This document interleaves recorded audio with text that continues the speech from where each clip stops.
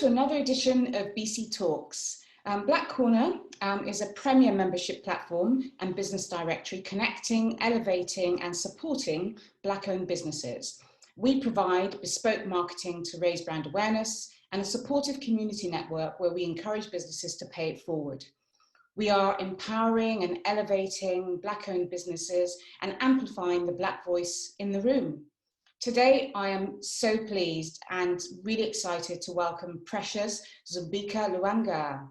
Precious is an experienced executive and chartered quantity surveyor with over 20 years experience. She's also CEO of her own communications and strategy consultancy and a partner at Queensbury Consulting, where she leads cost and commercial management and strategic procurement services. She's passionate about D&I, raising the profile of STEM careers for young girls and women, mentor, speaker, podcast co-host, co-founder of Milton Keynes Black, Asian and Other Ethnic Minorities Business Network, and all-round mumpreneur and superwoman. Welcome to BC Talks, Precious. Today we're talking about finding your voice and amplifying your voice. You've done that so successfully in a white male-dominated industry, construction, rising to senior leadership, which has been a great building block, no pun intended, I promise you, starting up your own business. Tell us a bit about that journey and how you've been able to make your mark stepping into the unknown as an entrepreneur / mompreneur. Hi, thank you, Edith. I mean, what an amazing introduction. Sometimes we don't get used to hearing some information about ourselves. So I'm really honored that Black Corner has given me the platform today. And you know, it's been an incredible journey, I have to say. And my journey didn't start within the United Kingdom. My journey started in Zimbabwe. So people on the platform might not know, but I'm Zimbabwean born. So I actually identify myself as a Zimbabwean British. And in this journey, I've always associated words like drive and tenacity with what I've done. And it's not always been easy to amplify your voice. You know, we're talking about voice amplification today. And whilst I'm deemed potentially a very confident person by people that will be looking from the outside in, that has not always been the case. I've had a voice, but amplifying the voice was something that I had to, you know, nurture during my journey. So my career started in the United Kingdom. I got a role before I graduated, and I moved to the United Kingdom as a professional, not as a student, as a professional. And like you've mentioned, I've worked 20 years in the construction industry, very white male dominated industry, very, very daunting. But that didn't stop me, it didn't shake me. I knew I wanted to work in construction and I made that choice. And when we talk about amplification of voice, my voice wasn't necessarily heard. My table, when I first started my career, was a design team table. So you were surrounded by architects, civil engineers, structural engineers, mechanical engineers, all very, very male dominated roles. So it was never ever surprising that I was in a room around a table as the only female. Did that stop me? No. Did it make me scared sometimes? Absolutely, particularly at the beginning of my career. So I'll give you an instance where, you know, which actually shaped the way I started approaching some of these design team meetings and how that actually transitioned into the way I carried myself then as a senior professional and then transitioning into an entrepreneur. It was really about reading the room. So an instance that really struck with me, probably about 2 years working in, when I knew I had some level of experience, was I had a voice, I had a seat at the table, but my voice wasn't being heard. And it was a male architect. Here comes a young girl, Black. She's challenging design. She's challenging efficiency of design, etc., as I should in my role. And it fell on deaf ears. No matter how loud I shouted, it fell on deaf ears. It was almost like, well, you've said something, but actually we're not going to listen to you. We're going to revert back to somebody else. So I quickly started reading the room. It became a natural thing to read the room and actually identify who I could align myself with, who could be the amplifier of my voice not being not heard, but actually amplified, so that the same message, not from me, but the same message that I'm trying to project was now being projected by an ally being the male white in another role. So I quickly did that. And some people will turn around and say, well, you know, that's not right. Why didn't you shout a little louder? Sometimes you've got to pick the right time to shout. And that's something that I've actually taken in my journey so far, that, you know, the loudest voice might not necessarily have the biggest impact. It's really about associating yourself with people that, you know, either believe in you or see your point, and then they can amplify what you were going to say anyways, because this really is about results. So I started to get results in the design team meeting, where the ear that wasn't there because my voice wasn't the right voice started listening, and I was getting results. So again, it was about picking and choosing. Slightly different now. I think there's a level of confidence. I've worked in for 20 years. I'm now a business owner through the transition that I've done. So now I can amplify my voice because, you know, you have one, the confidence, but also you have the people surrounding you that are constantly propping you up. And now even more, you know, it really is about finding people that can, you know, help you to amplify your voice, but also just to recalibrate everything and say, you know, you've got this. So say what you're saying, because what you're saying actually holds water. So that's what I can say, you know, really about my journey so far. It's been incredible, but it's been a learning journey, and I can't take anything away from what I've gone through, because I don't think I'd be able to say what I say now if I hadn't gone through all of that. What would you say is, you know, one of the key ways to actually identify who those right people are? Because not everybody is going to be in your corner. Do you know what? Yeah, it's a difficult one, that one. So I'll tell you what I did, and I'll tell you what I currently do right now. And it might work for somebody else, but it worked for me. So I gave the example of me being in a room, double jeopardy, Black woman in construction. No chip, but it was the truth, right? It's about reading the people around you. There's something about understanding who your audience is, or actually who's around the table. So I was very young then. I was probably about 23, 24. I was scared. But then I started seeing people. You can read people's expressions, the way they are engaging with you. So it's really about reading people. So I started reading and identifying people around the table that if I said something, they were responding, they were leaning in, or whatever it is. And then I would hook in what they were doing. So the example of the architect. So there was a structural engineer and architect work very hand in hand. If the architect's design changes, the structural engineer design changes inadvertently. So if they were leaning in and engaging and showing some interest, then I would latch myself on. Unfortunately, I'll admit today, I would latch myself on and have that dialogue. And then that dialogue would increase. And what would happen is, what I was saying when I wasn't being received was then being amplified by somebody else who had an interest in what I was saying, because it would impact them. So it's really about reading. And I speak about construction, but also if I just speak about, I sit on boards. So again, it's about reading the room. There are many personalities. Whoever is leaning in and showing interest, if you're having a conversation with, and I lean in, that's somebody showing interest in what you've got to say. They're potentially going to amplify your voice for you without even realizing it. Do you know, that's such a good point. I also think that, you know, there'll be businesses out there, there'll be people out there who'll be saying, well, I don't want anybody else to help me amplify my voice. I need to do that myself. So how would you balance actually having those allies and those advocates with actually trying to amplify your voice rather yourself? So back to allyship and advocates. Yeah. Allies are people that support you. Allies are people that advocate for you and lift you up. Yeah. That's not to say that they're taking your voice away. So for me, they didn't take my voice away. All they did was they took the soundboard, or they took the microphone, and they said, Precious is trying to say this for me inadvertently. So I don't think it, for me, it didn't take away my voice. All it simply did was it made me have the results that I wanted. So there's a balance between, is your voice fading away and somebody's paraphrasing or taking what you're saying and making it their own? Thin line.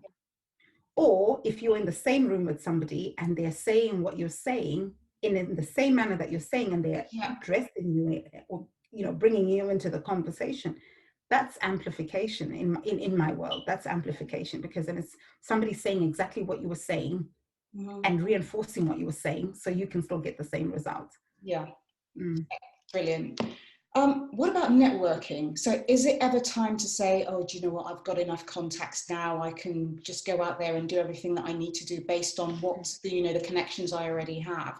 Is it ever time to say enough is enough? Do you know what, that's controversial, is it? For me, it's never enough. Like, for me, you never, ever have enough contacts. Yeah.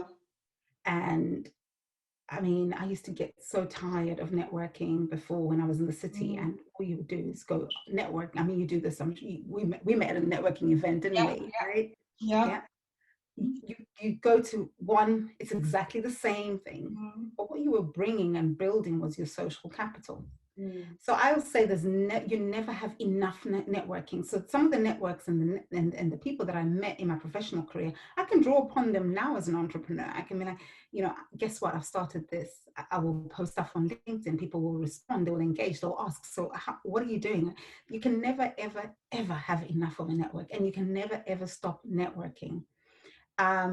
It depends what your path is. If you're in the comfortable space where, you know, I'm doing my 9 to 5, I'm happy, etc., this might not appeal to you. But if you want to be an entrepreneur, or you want to be a business owner or businesswoman, so businesswoman either in the professional world, because you can still be a businesswoman in the professional world, and businesswoman as an entrepreneur, your network is your net worth. We've all heard that. If your network is strong, you're going to realize it within your business or within the projects that you're doing. So, I'm a networker. I'm all about networking. You've got a number of different ventures on the go, right? I mean, I said that in my intro. Yeah. Was that intentional or? Absolutely not intentional. So I was that person that was always going to be a professional. And there's nothing wrong with being a professional at all. In my mind, the entrepreneur in my family was my brother. My brother is very entrepreneurial from a very young age. So I always identified myself as, you know, an employee, a professional. I would rise through the ranks, get to C-suite, be happy, earn a really good salary. And again, I stress there's absolutely nothing wrong with that. Yeah. But 5 years ago, I think I went through a process where I was like, I was getting a bit of an itch. I was like, okay, I've progressed, I've worked, I can sort of see where I'm going. Yeah. It wasn't appealing anymore, because it was going to be the same sort of, you're riding the same bicycle just on a different track in another business, right? So I started getting this itch, and I made a conscious decision. I was like, okay, you're very good professionally working in an environment, but actually running a business is a little bit more daunting. Yes, I've managed teams. Yes, I've managed P&Ls. Yes, I understood, you know, the crux in general of business. So I took it upon myself. I'm a mom of 2. I decided I'm going back to school whilst I was working. I did my MBA, and everyone was like, oh my God, like, what are you doing MBA for?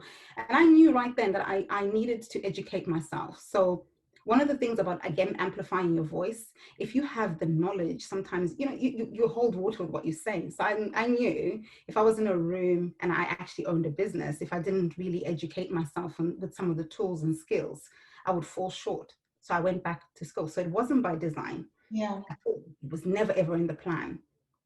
And once I did the MBA, I was like, you know, it even got even more. I was like, okay, there's a sense of belief that comes with it. And I took the plunge. I decided over a 2-year period that I was going to transition, and I've not looked back. Yes, being an entrepreneur is not comfortable. It's not a comfortable space at all. I'm not going to sit here and say you have many sleepless nights because you're thinking about operations within your business. I'm a CEO, obviously, in perspective, my own business. So you have the sleepless nights about thinking, is your business actually, you know, am I doing okay? Am I getting work, etc., etc. Things that I never had to worry about as a professional. So to answer your question, absolutely not by design. So what would be then your top 3 tips for Black-owned businesses to elevate their profiles and really amplify their voices? So my advice to new owners is, you know your landscape. You know your landscape. Identify areas where you can plug in and network. And speak about your business. You know, no one's going to speak about your business. Speak about your business. You've got a platform and people that are willing to listen. Again, it's only speaking where you need to speak. So you could speak and ramble about your business and actually annoy people and not actually have any value. It's about identifying the groups, the crowds, the audiences that might find what you're offering is quite useful. So being able to be conscious about your surroundings and the people that you're engaging with. And then when you find that opportunity, you have that, being real, being human, having conversations, you're going to identify whether or not is then in here somebody going to be interested in my offering, etc., etc. And then you use that opportunity to amplify your business voice.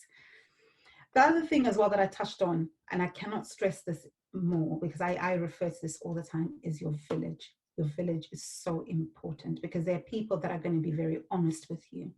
If you're a new business owner, it's daunting, it's lonely, it's 2 o'clock in the morning waking up and thinking, oh my goodness, what have I done? And it's the village that then comes back and says, actually, you know, you're doing the right thing. Yes, it's scary. Yes, it's scary. Yes, it's daunting, but actually you're doing the right thing. The people that will give you the confidence. And also just being realistic, asking for help. You know, we don't ask for help, you know, asking for help. It's important. Where you don't know, don't act like you know. Find people that know, because then it just saves the time of actually trying to figure it out. So asking for help when you can, you know, when you know you need the help. And it's also about identifying people that will help you.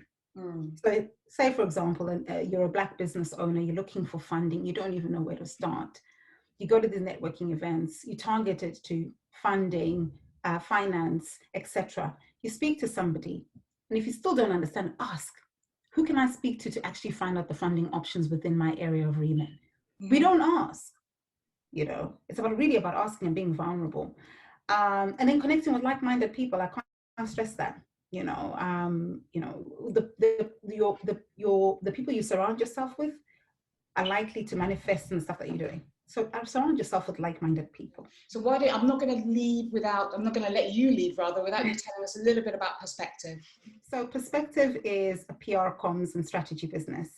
And we work in Africa. We are in about 3 or 4 locations in Africa. So we're Kenya, South Africa, Dakar, and in Uganda as well. And we're headquartered in the United Kingdom, where with me representing the business here. And we're really about changing narratives. You know, it's really about changing narratives, and we focus on like 4 key principles. And with Brexit happening, it was really about, we talked about amplifying voice today. That's what Perspective is about. It's about amplifying the voice, changing narratives, creating relationships, raising the profile of the clients that we work with, raising the profile of the brands that we work with. And we don't just look at PR and comms, we also look at strategy. So with my strategy head on and all the lessons that I've learned in my career, it's really about understanding, does the business model, whatever you're trying to amplify and go out and say, are you ready for it as a business? Does your business model actually support that? So I do a lot of almost like forensics, go into your business model, understand why you want to either go on a campaign for whatever reason as a business. And I mentioned the 4 key principles. We work on the first principle is trading with perspective. Brexit's happened. There are a lot of British businesses that are looking to go into new markets. Speak to Perspective. You know, we do market entry strategies, we do brand profiling, your comm strategy, your PR strategy.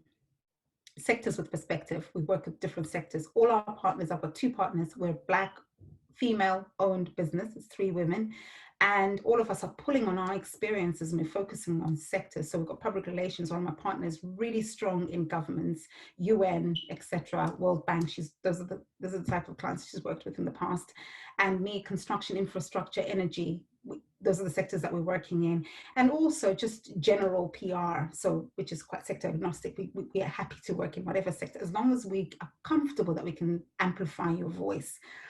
The third perspective is about twinning. So we did something really interesting, and I've spoken to yourselves about it, is really about identifying brands or either personal brands, people, or brands as organizations that share the same values and principles, and actually twinning them. When we talk about twinning, it's different jurisdictions, making them leverage off each other's networks. So we're talking about networks today. That's what Perspective is all about. We're really about changing the narrative, making Africa attractive, but also taking care of our UK clients as well. So in a nutshell, that's Perspective. I really want to thank you, Precious, for such an insightful and enjoyable BC Talks. Thank you so much for joining. Truly appreciated. And we're, as I've mentioned earlier, we're really excited at Black Corner to be collaborating with you. Precious's bio and a recording of today's talk will be on our website, blackcorner.co.uk. And you can also find us on LinkedIn, Twitter, and Instagram with the handle @thisblackcorner. Thanks for joining, everyone. And thank you again, Precious. And see you all in the next BC Talks. Thank you, Edith.